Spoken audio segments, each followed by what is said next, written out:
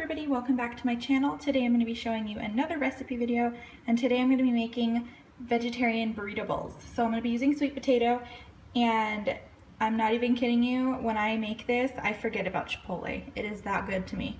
So starting off, you're going to need some kind of pan to roast things in the oven. I put foil on this and sprayed it with nonstick spray.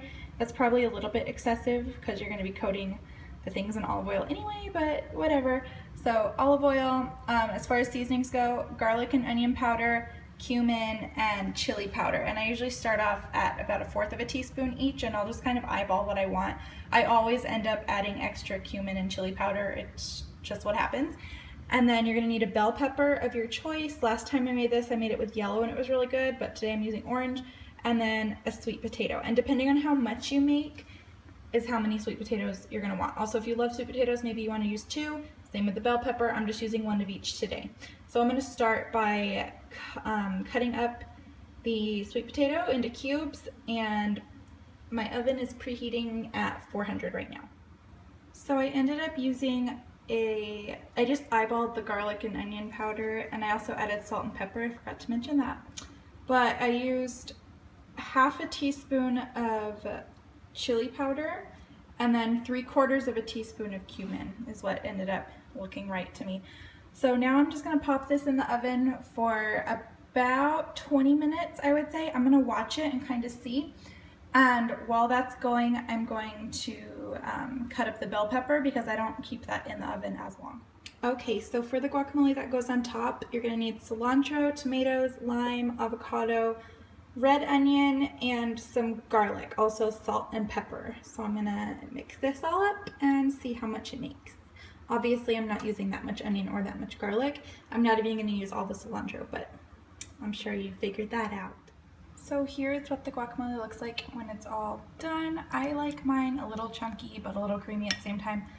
I also ended up using all the cilantro. I really love cilantro. And yeah, so then the only other things you're gonna need are whatever grain you're going to use for the base of the burrito bowl. So I'm going to be using quinoa and brown rice. You could totally make your own, but I am in the process of moving, so I'm trying to use up everything in my freezer. So I have a bag of brown rice and a bag of quinoa, and I'm just going to mix these two when everything's ready to go. Right now the sweet potatoes are still in the oven, and I haven't put the bell peppers in, but I will come back with the final product for you.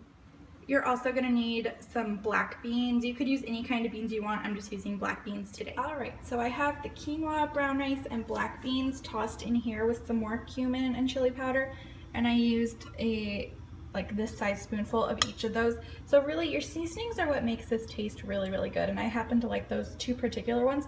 You could totally branch out from that and add different ones. This is just what I'm using.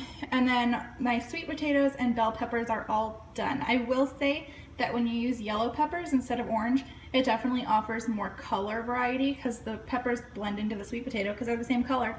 But you could also use red or green or whatever, but I just really like yellow, but orange is perfectly fine. So now I'm gonna mix this in with the grains and beans. Okay, so everything is all combined now. The potatoes roasted for about 30 minutes total, and the bell peppers for 10. So I put the potatoes in for 20 minutes and then added the bell peppers, and then they both did 10 minutes more. Yeah, so everything's mixed all together now. I'm gonna add the juice of 1/2 a lime just because I really like some more flavor into this. So I'm gonna do that right now and then come back and show you the final product. Okay, so this is what the final product looks like. I did add that lime juice, and then I just put a huge spoonful of guac on top because it's my favorite. And when I actually eat this, I do mix it all the way through just because there's no reason to have to plan my bite around where the avocado is.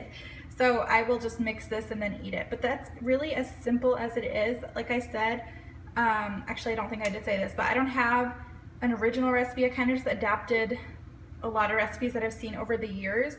So, and there isn't even one that's really close that I have found. I'm sure there's one out there, but I didn't go searching for it. So I will put quantities listed down below for you, but other than that, that's all there is to it. Thank you for watching.